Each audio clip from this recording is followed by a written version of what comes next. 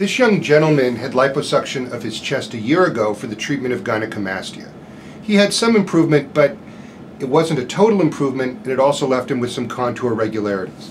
There's some irregularity here and here that bother him, but also if you just look at the chest, there's still more tissue, more of a breast-like shape than this fit man really deserves to have.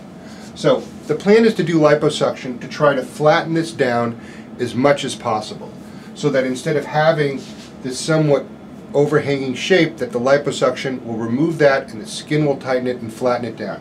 Now, I can feel a little bit of firm tissue under here, but it doesn't seem to be that real isolated golf ball rubbery material. So I think there's a good chance that we'll get this flat with suction alone. But if at the end of liposuction I still feel some firm areas here, then I'll remove it. What often happens is as you melt the fat away throughout the whole breast with the liposuction, the area here with the glandular tissue, which doesn't remove by liposuction, starts to become more prominent, often leaving a little bump. It's almost like if you have an almond in a chocolate bar and you melt the chocolate. While the almond's in this big chocolate bar, you often don't feel it, right? But as it melts away, then you can see it and feel it. So we're going to wait during surgery to see if we determine whether we need to remove anything.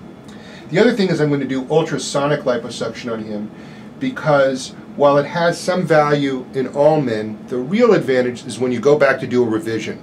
Everything is more tenacious and gritty, and the ultrasonic seems to glide a lot smoother and create a better yield of fat while causing less bleeding, allowing us to get more out with a better shape.